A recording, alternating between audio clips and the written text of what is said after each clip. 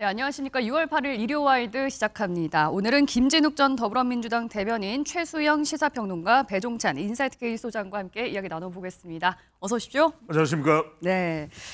자, 21대 대통령으로 이재명 대통령이 공식 취임한 지 오늘로 이제 5일이 됐습니다. 자, 저희가 대선이 끝나고 뵙는 첫 자리이기 때문에 아무래도 이번 선거에 대해서 총평은 어떤지 한번 간단히 묻고 가볼까 하거든요. 먼저 이번 6.3 조기 대선의 성격은 지난 12.3 비상겸이 있었고 그로 인해서 윤석열 전 대통령이 탄핵 파면된 그 선거를 치르는 선거였다. 그래서 네. 윤석열 전 대통령의 비상겸으로 훼손된 민주주의를 바로 세우고 헌정 질서를 바로 세워야 한다라는 어떤 이 심판론이 굉장히 우세했던 선거였다라는 평가를 할 수 있을 것 같고요. 결과적으로도 보면은 이재명 대통령이 49.4%라는 거의 그 1,730만 표 역대 최대의 그 득표를 기록함으로써 우리 이 국민들께서 가지고 계셨던 그런 심판의 의지를 정확하게 보여주셨던 그런 선거였다 이렇게 평가합니다. 과반을 못 넘은 거에 대한 아쉬움은 없으십니까? 아쉽긴 하지만 그렇다 하더라도 그 과반이 과반에 육박하는 그런 그 숫자였기 때문에 충분히 이재명 대통령의 국정 운영의 동력은 확보했다 이렇게 평가할 수 있기 때문에 뭐 그 49.4% 역대 민주 진보 진영에서 얻었던 가장 높은 득표율입니다. 그런 만큼 이재명 대통령의 향후 국정 운영에 큰 문제는 뭐 없을 것이다 이렇게 판단하고 있습니다. 예, 국민의힘 입장에서는 3년 만에 다시 이제 정권을 내주게 된 셈이 됐는데 이번 선거 패배에 대해서 좀 뼈아프게 반성을 하고 있다고 보십니까? 아니면 뭐 40%는 넘겼으니까 그래도 좀 잘했다 이런 분위기가 더 많은 것 같습니까? 그러니까 지금 말씀하신 뭐 젖잘싸 분위기가 일부 있는 것도 같아요. 그런데 저는 이제 냉정하게 바라보면 보수 진영이 어떻게 다시 국민의 명령을 다시 이제 수임할 것인가 여기에 저는 이제 관심을 둬야 된다고 생각하는데 지금 김 대변인께서 이재명 대통령이 이제 역대 최다 득표 맞습니다. 그런데 지난 총선의 민주당 득표율이 50.56이었습니다. 그런데 이번 대선의 득표율은 과반에 못 미쳤습니다. 이 1%의 간극이 무엇을 의미하는 것일까?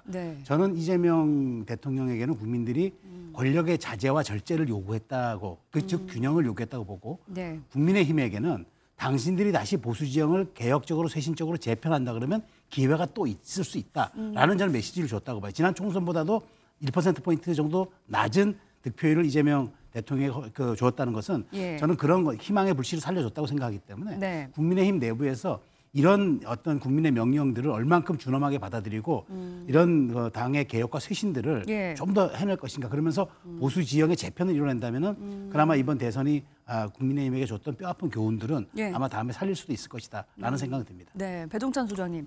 이재명 대통령에게 왜 투표를 했느냐라는 질문을 했더니 이제 갤럽조선 조사 결과가 나왔죠. 비상계엄 심판과 내란 종식이 가장 많이 꼽혔다고 해요. 아무래도 이번 선거는 정권 심판의 성격이 강했다. 이렇게 볼 수 있을까요? 그렇습니다. 선거는 선거로 분석을 해야 되거든요. 선거는 구도, 그다음에 이슈, 그다음에 인물이거든요. 근데 구도가 거의 70에서 80%를 차지합니다. 그렇다면 그 구도를 바꾸지 못하고는 선거에서는 희망이 없는 것이거든요. 그러니까 이번 선거는 말 그대로 탄핵 심판 선거였습니다. 그렇기 때문에 그게 거의 절대적이었기 때문에 이번 선거 결과도 고스란히 그 부분이 반영된 것이고 하지만 50%를 넘지 않은 부분은 앞서 말씀하셨듯이 이제 이재명 정부, 이재명 대통령 시대의 중요한 과제 중에 하나가 국민 융합을 어떻게 해나갈지 부분. 뭐 내란 종식은 내란 종식이라 하더라도 별도로 또 하나가 이제 41.15%를 기록한 국민의힘 김문수 후보의 경우에는 젖잘싸로는 절대 안 된다는 거죠.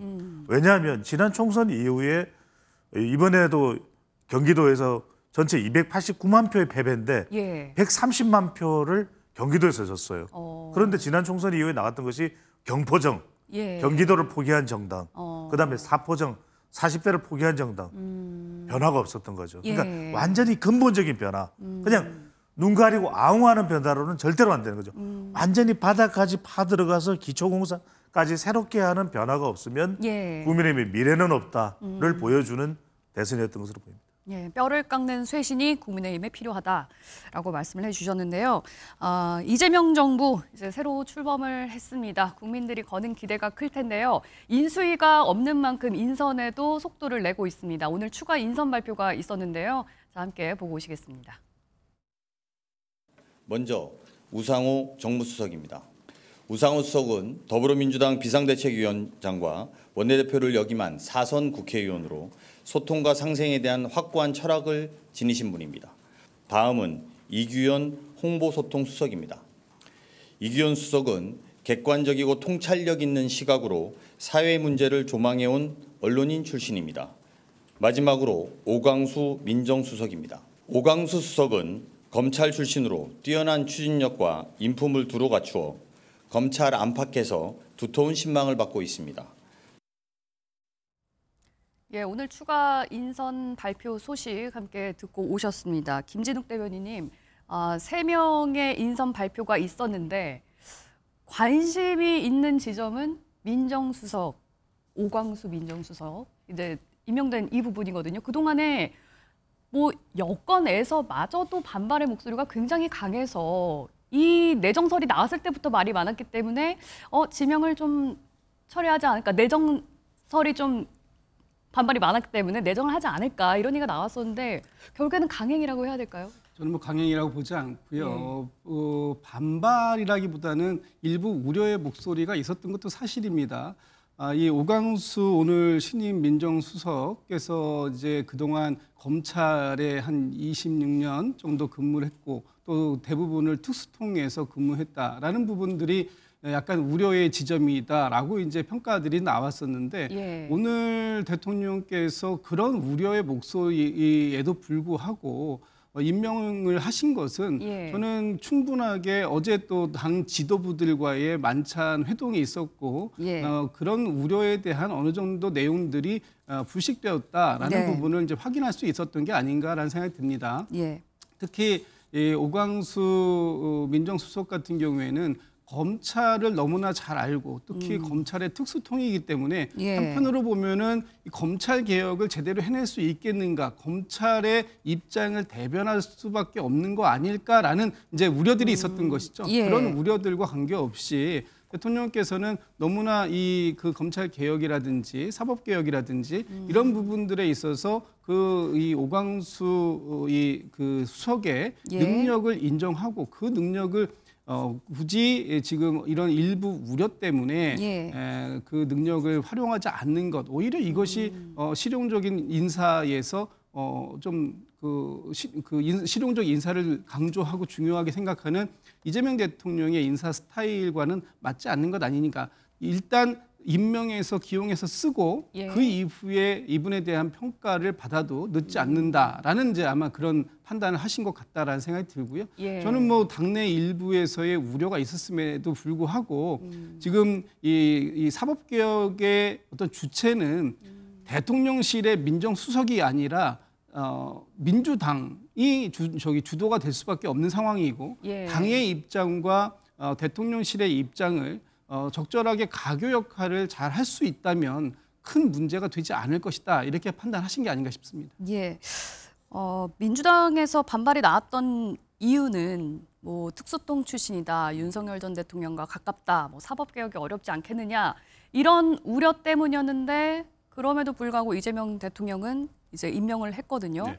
뭐 그 배경은 어디에 있다고 보십니까? 저는 사실 민정수석이 할 일이 크게 많지 않기 때문이라고 생각합니다. 왜냐하면 지금 아직까지는 이제 그 표면에 드러나지 않았지만 이번 직제 개편을 통해서 사법제도 비서관직을 신설했습니다. 저는 키가 사법제도 비서관이라고 봐요. 그러니까 여기에는 검찰 개혁을 포함한 전체적인 사법제도 전반, 즉 대법원의 대법관에 대한 증언 문제라든가, 예. 그다음에 그 이재명 정부가 원래부터 갖고 있던 사법 개혁에 대한 큰 틀을 예. 아마 사법제도 비서관이 할 거고요. 그러니까 이건 없었던 직임입니다. 예. 그렇기 때문에 과거에는 이걸 포괄적으로 민정수석이 했단 말이죠. 네. 그렇다면 민정수석의 역할은 제한적일 수밖에 없는데 과거 말하자면 이제 검찰 개혁을 검찰 출신의 손을 빌려서 하다가 그 실패로 돌아갔던 그 트라우마 때문에 아마 일부 내부에서는 그런 우려들이 있었던 걸로 짐작이 되지만 네. 과거 같은 민정수석이 같은 역할과 그런 지위들이 없어요. 사법제도 비서관이라는 그 신설된 직위가 오히려 제가 보기에 컨트롤 타워 역할을 하고 네. 오히려 저는 민정수석은 검찰 개혁에 대한 대통령의 어떤 의중 전달 정도의 심부름 역할이기 때문에 예. 제한적 참모일 수밖에 없다. 그런 측면에서 아마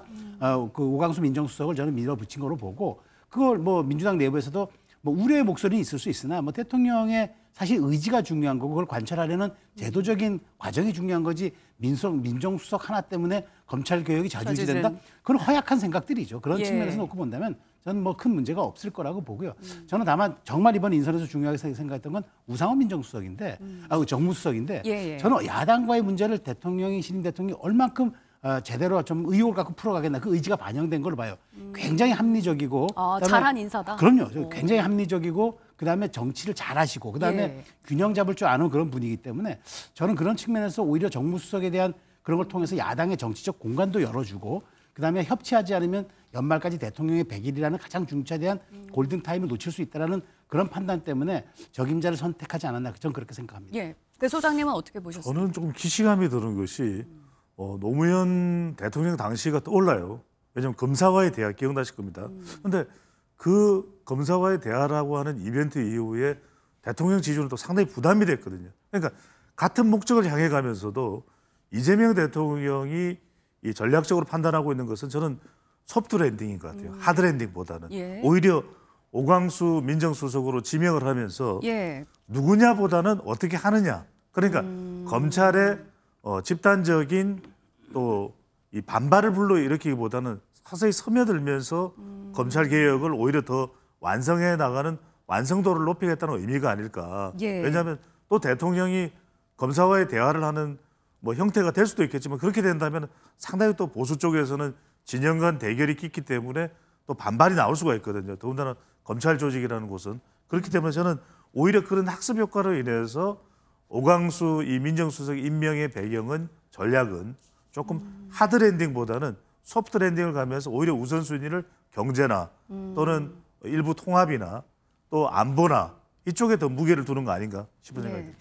소프트 랜딩을 위한 인사였다 이렇게 평가를 해주셨는데요. 김진욱 대변인님, 우상호 전 의원에 대한 인사평가도 이제 최소영 평론가께서 굉장히 좋게 말씀을 해주셨는데 우상호 전 의원뿐만이 아니라 이번 이재명 정부 인사에서 전현직 의원들이 대거 좀 기용되거나 물망에 오르는 일들이 많이 있어요. 특별한 이유가 있을까요? 일단 이재명 대통령과 오랫동안 손발을 맞춰왔기 때문에 아마 눈빛만 봐도 서로의 의사를 정확하게 이해하고 있다.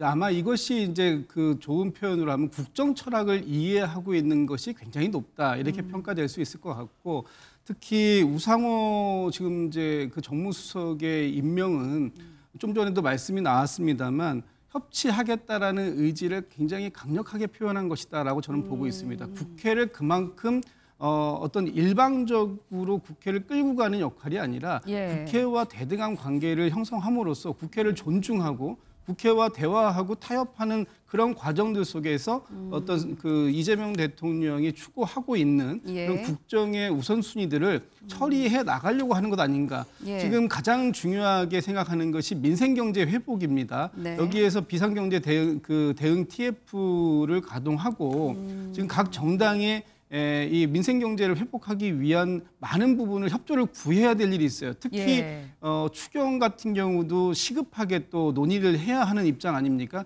그렇다면 지금 뭐 물론 이제 저희 여당인 민주당만으로도 과반 이상의 의석을 갖고 있습니다만 국민의힘이라든지 다른 야당들과의 협치도 상당히 중요하고 이제 국정의 운영은 일방 통행이 아니라 쌍방향 소통을 통해서 협의하고 합의하는 그런 과정들의 협치를 해나가겠다라는 의지의 표현을 오늘 우상호 그 정무수석의 임명을 통해서 얘기한 것이 아닌가라는 생각이 들고요. 한 가지만 덧붙여 말씀드리면 지금 이 대통령실의 3실장 중에서 대통령 비서실을 이끌고 있는 강훈식 비서실장보다 우상호 정무수석이라든지 아니면 이규현 홍보소통수석이라든지 다른 분들이 지금 뭐 이규현 수석은 그 그 국회의원 경력은 없습니다만 우상호 그 정무수석 같은 경우에는 4선 의원 출신이세요. 예. 지금 강훈식 비서실장은 3선 의원 출신인데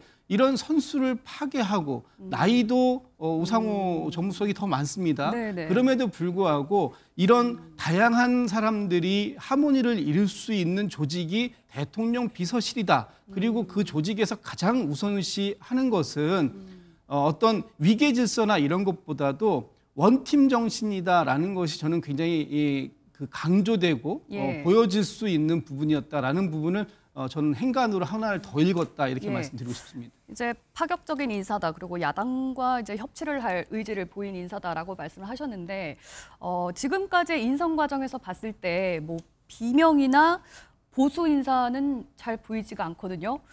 과연 통합을 강조했었는데 이 통합을 인선으로 보여줄 것인가? 이 부분에 대해서는 어떻게 기대를 하고 계십니까? 저는 지금 대통령실의 인선에서도 충분히 보여주고 있다라고 보여집니다.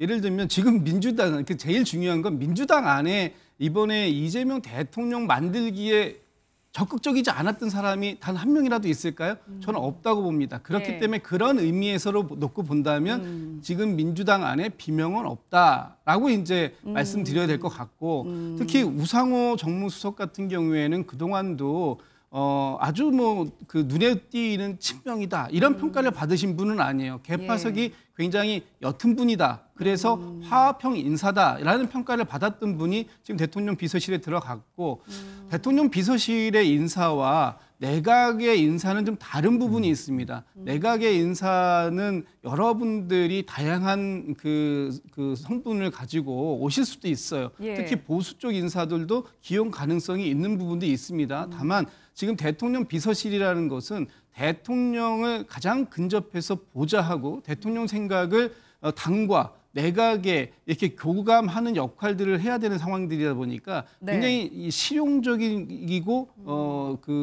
좀 뭐랄까요 빠르게 대통령과 소통하고 또 대통령의 생각을 잘 전달할 수 있는 그런 부분이 필요하기 때문에 아마 그런 정도의 측면에서는 지금의 대통령실 인사가 상당히 높은 점수를 받을 수 있는 그런 단계는 돌입한 것이 아닌가 이렇게 저는 개인적으로 평가하고 있습니다. 네, 조금만 말씀을 보태면은 이 정권 초반에 인사가 대통령의 국정 운영에 대한 탄력도 있지만 지지율하고도 참 중요하거든요. 예. 당장 이번 주는 지난주는 이제 발표가 안 됐지만 이번 주 이제 오는 금요일 정도 또는 목요일 정도에는 얼마나 이제 국정을 잘할 것이라고 운영을 잘할 것이라고 기대하느냐 이런 형태로 이제 질문이 나와서 조사 결과가 나올 수도 있는데 물론 뭐 여론조사 결과 또 대통령 지지율을 짧은 기간 내에 우리가 기준으로 삼는 것이 그다지 큰 의미가 있을지는 모르겠습니다만 이런 인사에 있어서 방금 전에 김진욱 대변인이 말씀하신 부분이 상당히 중요한 것이 비서실은 이른바 참모 조직입니다. 이 대통령과 일사불란하게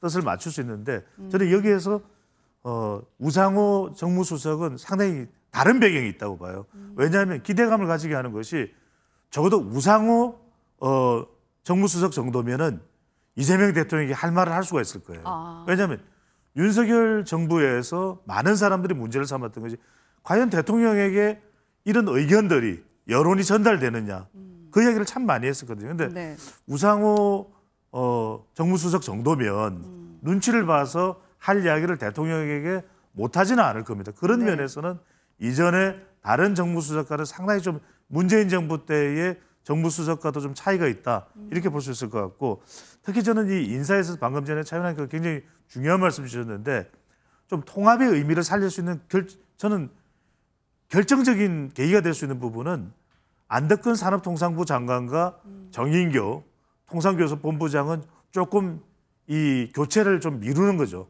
그럼 왜냐하면 이게 지금 미국과의 교섭이 해오던 또 라인이거든요.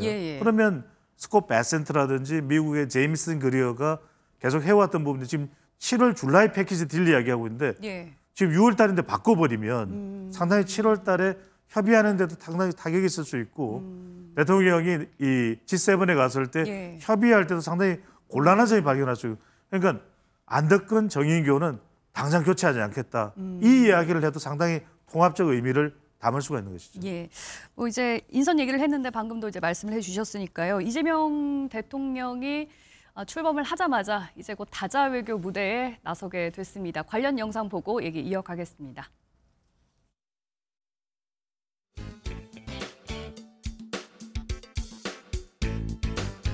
두 대통령은 한미 간 관세 협의와 관련 양국이 만족할 수 있는 합의가 조속히 이루어지도록 노력해 가기로 했습니다.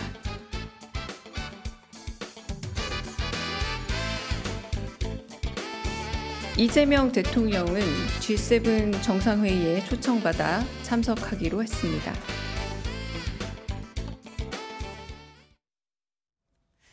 예, 앞서서 이재명 대통령이 도널드 트럼프 미국 대통령과 통화를 언제 하느냐 이 부분도 굉장히 관심이었는데 사흘 만에 통화가 이루어지긴 했습니다. 이게 좀 늦은 감은 있는 거죠? 뭐 사실 조금 뭐 빨랐다고 보기는 어렵죠. 왜냐하면 이제 뭐 나흘 정도 좀 지난 시점에서 했으니까. 그런데 저는 이제 그 시점보다는 이제 첫 통화를 어떻게 했느냐가 매우 중요하다. 왜냐하면 첫 통화야말로 양국 정상이 첫 인상을 교감하는, 그리고 그 첫 인상이 굉장히 오래가는 기준점이 되는 그런 효과가 있기 때문에, 이른바 기준점 효과가 있기 때문에. 내용은 괜찮았다고 네, 그렇죠. 보시나요? 뭐 서로 이제 괜찮았다 그러는데 뭐 일각에서는 왜 그 SNS에 그 후의 그 내용을 기재하지 않았느냐는데 그건 트럼프 대통령이 전략적으로 하는 거겠죠. 본인이 이제 나중에 어떤 협상 레버리지에 따라서 쥐락펴락하게끔 이제 자신의 유리한 것만 올리는 거니까 그걸 올리지 않은 것 가지고 해석하기는 좀 과도한 것 같은데 어찌됐건 저는 이제 이 대통령이 사실 이제 트럼프 대통령과의 저런 그 관계를 통해서 지금 한미 정상회담이 또 이제 바로 또 이제 조만간 또 있지 않겠습니까? 서둘 필요가 없다고 봅니다. 왜냐하면 한미 정상회담이라는 게 굳이 서둘러서 될 문제는 저는 아니라고 보고요. 어떻게 가느냐가 굉장히 중요한데, 그래서 저는 이번 G7에서 다자 외교를 통해서 한 번쯤은 서로 간에 좀 그 이를테면 한번 교감을 한번 가진 다음에 하는 것도 괜찮겠다. 사실 우리는 G7 초청국, 그러니까 그 참여 국가는 아닙니다. 우리는 옵서버 국가라서 호주하고 한국은 이제 G9으로 가는 건데 사실상 이제 그러면 영향력을 인정해 주는 거죠. 근데 이렇게 주요 국가들의 지도자를 취임 후 한 2주 만에 한 자리에서 만난다? 매우 드문 기회죠. 그렇기 때문에 아마 부담이 됐을 겁니다. 저도 이제 굉장히 역지사지에 보면은 이걸 내가 취임한 지 한 2주 만에 가야 하나? 라는 부담이 있었지만 그럼에도 불구하고 갔을 때 효과는 대단히 크다. 왜냐하면 지금 세계를 이끌어가는 지도자들과 한 자리에서 바로 빨리 만난다는 거. 그리고 거기에서는 이제 주로 깊은 대화는 안 이루어지겠지만 최소한 한국의 신임 대통령에 대한 이미지를 강력하게 부각한다는 것만으로도 저는 굉장히 좋고, 그다음에 트럼프 대통령도 잠깐 볼 수 있기 때문에 그런 측면에서 이 대통령이 굉장히 큰 결단을 내렸고, 이번 정상회의에서 큰 성과를 큰 성과를 낸다는 그런 부담보다는 그냥 잘하고 오면 되겠다 정도로 했으면 좋겠습니다. 왜냐하면 또 그리고 야당도 이런 부분에 대해서는 우리 그런 정치적 격언이 있거든요. 모든 정쟁은 국경 앞에서 멈춰야 한다. 그러니까 첫 데뷔 순방인 만큼 이 점에 대해서는 좀 여야 할 것 없이 힘을 좀 실어줄 필요가 있다고 봅니다. 네, 말씀하신 것처럼 트럼프 대통령과의 전화 통화는 조금 늦은 감이 있지만 G7 정상회의에 참석하는 건 또 굉장히 빠른 편인 거잖아요. 그렇습니다. 지금 뭐 전화 통화가 언제 이루어졌는가, 그것이 뭐 당일날 이루어졌는가, 아니면 다음날 이루어졌는가, 이런 것들을 가지고 이제 이 내용 그 평가하는 수준은 우리는 좀 벗어나야 될 것 같아요. 지금 좀 전에 그 최수영 평론가께서 아주 좋은 말씀을 주셨는데, 이번에 그 길지 않은 통화였지만 저는 충분히 스킨십이라든지 친교의 말씀들이 다 들어 있었다. 그래서 서로 앞으로 그 신뢰를 쌓아가는데 상당히 순조로운 첫걸음을 내딛었다, 이렇게 평가를 해야 될 것 같습니다. 특히 전화 통화가 끝나고 나서 나왔던 내용들을 보면 일단 이 트럼프 대통령하고 트럼프 대통령이 가장 좋아하는 게 골프라고 알려져 있지 않아요? 그래서 두 분이 골프를 같이 하겠다라는 내용도 있었기 때문에 이거는 상당히 서로에게 대한 친교의 시간을, 또 신뢰를 쌓을 수 있는 시간을 만들겠다라는 의미로 해석될 수 있는 여지가 있어서 이 부분에 대해서는 역대 우리나라의 다른 어떤 대통령들도 같이 하지 않았던 그런 친교를 할 수 있는 시간이 있다라는 것이기 때문에 굉장히 중요한 상황이고, 또 이 통화가 끝나자마자 G7에서 초청을 받고 거기에 참석하기로 했습니다. 그렇다면 역대 대통령들 중에서 취임 후 열흘 만에 미국의 트럼프 대통령을 만난 대통령이 있었습니까? 없었잖아요. 그러니까 지금 굉장히 빠르게 모든 것들이 원상 회복을 해가고 있고, 더 나아가서 굉장히 그 이재명 대통령에게 큰 이 다자무대의 외교에 이렇게 들어갈 수 있는 좋은 계기점들을 또 트럼프 대통령이 만들어준 셈이다. 그런 면에서 볼 때 두 분의 앞으로의 보여주실 이 합의 그렇게 나빠 보이지 않는다라는 측면이 있습니다. 지금 네. 지금 저희가 다음 주 아마 주 후반에 G7을 참석하게 되고요. 네. 또 이번 달에 중요한 다자무대가 또 하나 있는 게 24일부터 나토 정상회의라는 게 있어요. 거기에도 지금 우리나라는 초청을 이미 받아 있는 상태입니다. 아직 갈지 말지를 확인하지는 않았어요. 예. 결정되지는 않았습니다만 예. 어쨌든 이번에 G7에서 좋은 인상을 남기고 올 수 있다면 아마도 나토 정상회의에 한 번 더 가서 빠르게 여러 정상들과 이 대면할 수 있는 기회를 갖게 되는 것, 이것도 굉장히 중요한 의미가 있는 부분이기 때문에 그것도 네. 적극적으로 고려해 볼 필요가 있다라고 본다면 지금 그동안 한 6개월 정도 우리나라의 외교가 사실상 멈춤 상태 아니었습니까? 네네. 윤석열 전 대통령의 12.3 비상계엄 이후로 6개월 이상 그 외교다운 외교는 멈춤 상태였는데 이제 그 외교를 다시 풀어나가는 첫 행보로서 다자 정상회담에 참석하는 것, 굉장히 저는 의미가 있다고 보고요. 가셔서 이재명 대통령이 준비가 조금 부족할 수는 있겠습니다만 네. 그런 준비 부족 부분도 아마 밤을 새워서 또 채워놓으려고 노력하실 것이고 네. 그 결과에 대해서도 한번 지켜볼 필요는 있겠다. 그러나 지금 첫 통화가 하루 만에 이루어졌니 사흘 예. 만에 이루어졌느니 예. 이런 지엽적인 부분을 가지고 전체적인 국익을 상대하고 있는 외교를 평가할 것은 아니다. 이런 생각을 좀 갖게 됩니다. 예. 짧게만 좀 덧붙이고 싶은 게 네. 날짜나 시간, 이 트럼프 대통령과 통화한 것에 대해서 크게 개의할 필요는 없다고 봅니다. 하지만 어떤 것이 필요하다는 것을 준비를 충분히 하는 것은 중요할 것 같고요. 통화 내용에서도 알려진 바로에 따르면은 관세 협상, 또 방위비, 또 알래스카 LNG가 중요할 수밖에 없거든요. 실제로 트럼프 대통령이 알래스카 LNG에 대해서도 지금 서명을 한 상태이기 때문에 예. 우리와 일본의 참여를 상당히 좀 강조를 또 하고 있습니다. 그 외에 이재명 대통령, 이재명 정부의 가장 지금 주축이 되고 있는 이 외교 철학이 실용 외교거든요. 예. 이 실용 외교를 충분히 트럼프 대통령과 트럼프 대통령의 외교진과 공유할 필요가 있습니다. 그래서 일본과의 관계, 또 중국과의 관계, 또 남북 관계, 예. 또 이 피트 헤그세스 국방장관이나 루비오 국무장관은 상당히 대중강경파거든요. 그러면서 안미 경중, 안보는 미국이 의지하면서 경제는 중국과 소통하려고 하면 그거 안 된다. 이런 이야기를 하고 있기 때문에 멕시코의 셰인바움 여성 대통령이 잘하고 있는 게 있거든요. 이번에도 전화통화 내용을 보면 충분히 학습한 그 내용이 있는 걸로 보입니다. 골프 이야기를 한 걸 보면 예. 3단계입니다. 트럼프 대통령과 협상하는 법. 첫 번째로는 트럼프 대통령의 관심사를 이야기하죠. 네. 두 번째로는 그다음에 원하는 요구를 합니다. 그런 다음에 이 수용을 받거나 아니면 절충을 하는 형태이기 때문에 이런 부분들을 상당히 좀 벤치마킹해서 잘 또 활용을 하는 것도 좋은 방법이 될 걸로 보입니다. 네. 이번 G7 정상회의에서 관심은 한미 정상회담이 이뤄질까 이 부분일 텐데 시간상으로는 조금 빠듯해 보이기는 합니다.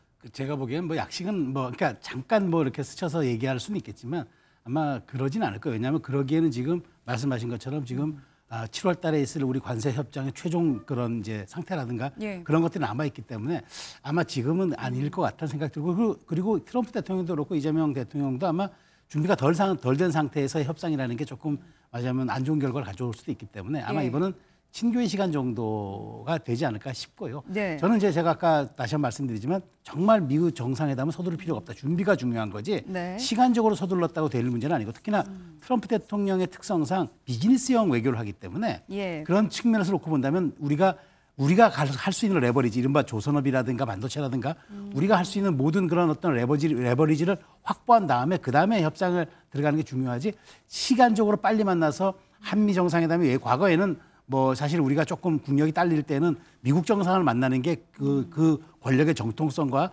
어떤 민주적 정당성을 마치 보여주는 것처럼 이렇게 돼버렸지만 지금은 우리가 그런 지금 국가의 수준이 아니거든요. 그렇기 때문에 저는 실질적으로 이 대통령도 실무형 그런 이제 리더십을 발휘하고 있기 때문에 얼마 전에 또 그런 말도 했잖아요. 국민이 원하고 트럼프 대통령이 국민이 원한다면 트럼프 대통령의 내가 진짜 가랑이 길 수도 있다라는 그런 실용주의적 외교를 하기 때문에 저는 그런 측면에서 준비가 잘 된 상태에서 우리가 갖고 있는 협상력을 최대한 극대화한 상태에서 이제 트럼프 대통령을 만나야 한다. 그게 저는 옳은 전략이라고 봅니다. 예, 알겠습니다.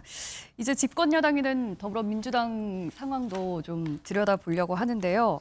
민주당 전당대회가 예정보다 조금 당겨질 것 같습니다. 이러면 이제 다음 달 열릴 수도 있을 것으로 보이는데 지금 거론되는 후보군으로는 정청래 의원, 박찬대 직무대행입니다. 그런데 뭐 친명 대 친명 구도라고 봐야 되는지 아니면 아까 이제 뭐 친명, 비명 이런 건 없다 민주당에 하셨으니까 이번 당대표 전당대회 어떤 관점으로 좀 바라봐야 될까요? 이제 저희 민주당이 집권 여당이 돼서 소위 이 투톱이라고 하죠. 당에 두 대표가 있습니다. 당 대표와 원내 대표가 있는데 원내 대표 선거는 이제 다음 주에 있을 예정이고요. 또 아직 그 결정은 안 됐습니다만 지금 이재명 대통령이 대표직을 사퇴하신 이후로 지금 대표직이 공석 상태이기 때문에 그 부분에 대한 보궐 개념의 전당대회는 필요하다. 그리고 또 지금 수석 최고위원을 맡고 계시는 분이 김민석 그 수석 최고위원이신데 김민석 최고위원이 또 이번에 총리로 내정되시고 지금 후보로 준비하고 계시기 때문에 아마도 기본적으로 두석에 대한 보궐 성격의 전당대회는 필요하다라는 것이고요. 뭐 전체적인 전당대회를 크게 해야 할 이유가 없기 때문에 아마도 빠르게 준비를 하면 7월에도 가능하지 않겠나라는 이제 얘기들이 있습니다만 아마 그런 것들은 이제부터 당에서 원내대표 선거가 끝나고 나면 지금의 원내대표가 임시적으로 당대표 직무 대행을 또 맡아야 되는 상황이기 때문에 그때부터 논의가 진행될 것 같다라는 것이고요. 지금 이제 그 원내대표로는 4선의 서영교 의원과 3선의 김병기 의원 두 분이 이제 그 지금 후보 등록을 마치고 지금 선거 전에 뛰어들어서 있는 상태고요. 이번 13일 날 선출이 될 예정인데 두 분 중에 어떤 분이 뭐 그 원내대표가 되신다고 하더라도 지금 그동안 이재명 대통령과 함께 원팀으로서 당의 지도부 활동을 다 같이 해오신 분들이기 때문에 아마 큰 기조의 변화는 없을 것 같다. 물론 또 마찬가지로 당대표 선거도 마찬가지입니다. 지금 현재까지는 정청래 의원과 또 지금 박찬대 지금 직무대행께서 같이 두 분의 이름이 거명되고 있습니다만 이 두 분만 있을지 아니면은 뭐 그 한두 분이 더 참여를 하시게 될지 그건 조금 더 지켜봐야 되는데 어느 분이 되시더라도 지금 당내에서 이제 민주당은 어떤 계파를 뭐 친명이다 비명이다 이런 식으로 계파를 나눌 필요는 없을 것 같습니다. 모두 다가 이재명 대통령을 만들기 위해서 한 팀으로 그 최선을 다해서 일해왔고 그 기조는 계속해서 갈 것이고 이재명 정부의 성공을 바라기 위해서 당이 어떤 방향으로 가야 될 것인가, 당은 어떻게 이재명 대통령을 그 서포트하고 그리고 이 야당과의 그 협치를 잘 이끌어낼 것인가 이런 부분들까지를 아우를 수 있는 그런 대표 선수가 누구일지 이런 부분들에 대해서 지금 국민들 또는 당원들께서 지켜보고 계시지 않을까라는 생각을 해봅니다. 말씀하신 것처럼 민주당에서는 당대표 선거든 원내대표 선거든 사실 누가 돼도 분위기가 크게 달라질 것 같지는 않거든요. 그런데 계속 나왔던 문제가 이제 민주당에서는 일극 체제에 대한 비판 아니었겠습니까? 죄다 이제 이재명 대통령과 가까운 인사들로 모든 자리가 다 채워지게 되면 앞으로 건강한 당정 관계, 뭐 대야 관계가 이루어질 수 있을까? 이 부분에 대한 우려나 비판을 또 어떻게 해소하느냐가 민주당에게는 과제가 될 수 있을 것 같은데요. 그렇죠. 그 윤석열 전 정부의 교훈을 본다 그러면은 수직적 당정 관계를 하고 싶어서 강제화시켜서 그것을 하다가 결국에는 3년 만에 정권이 무너지지 않았습니까? 저는 가장 큰 게 건강한 당정 관계가 무너졌기 때문이라고 봐요. 그러니까 이게 딜레마입니다. 사실은 집권 초기에 대통령의 뜻을 국정 철학을 당이 공유해서 반영하겠다. 물론 좋은 얘기입니다. 그게 아름다운 얘기처럼 들리지만 실질적으로 그럴 때는 다른 목소리는 존재하지 않아요. 왜냐하면 대통령의 뜻이 전부 국정에 전부 반영되고 견제할 수 있거나 제어할 수 있는 장치가 없기 때문이죠.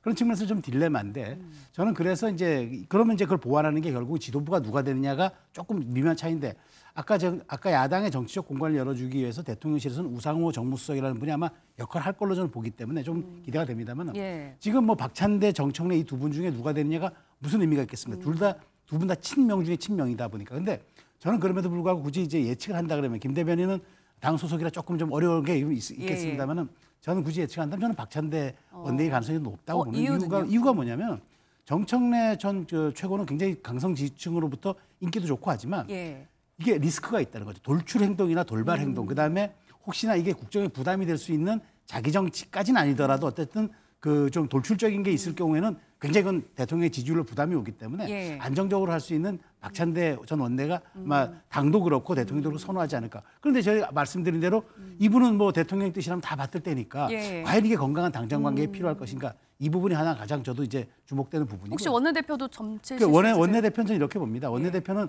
두 분 중에 누가 될지 저는 사실 뭐 개인적으로 예측하기 어려운데 변수가 하나 있는 거예요. 권리당원 투표가 20%가 이번 처음으로 반영됩니다. 국회직에도. 그런데 이게 이제 국회 그 자신들의 정당 대표를 뽑는 선거이긴 하지만 원내대표 선거를 뽑는 거지만 20%면 표로 한 사람은 34명 정도의 효과가 있다고 그러거든요. 그럼 이 부분이 어떻게 작용할 것인가? 그러면 최소한 원내대표는 또 정무수석과 호흡을 맞춰야 하는데 우상호 정무수석은 정치적 공간을 열어주려고 노력을 하는데 원내대표는 정치적 공간을 좁히게끔 강성이 들어오는 거는 이건 또 안 되잖아요.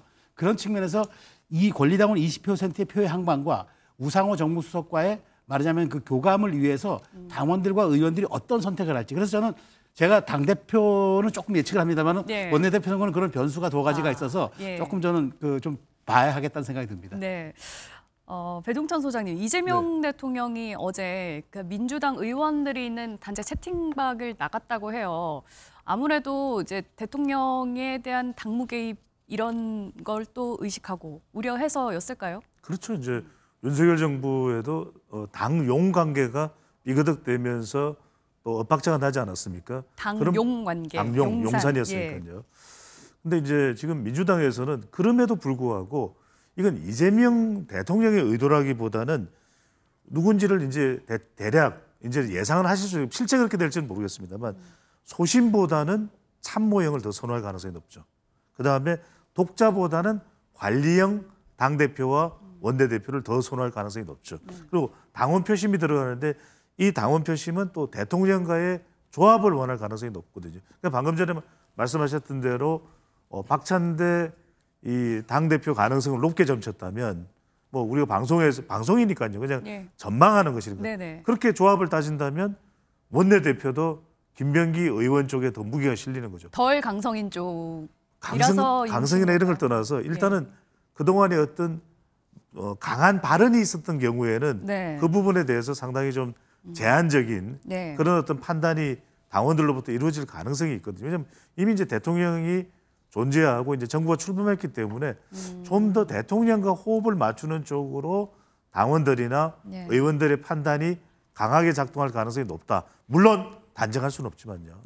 알겠습니다.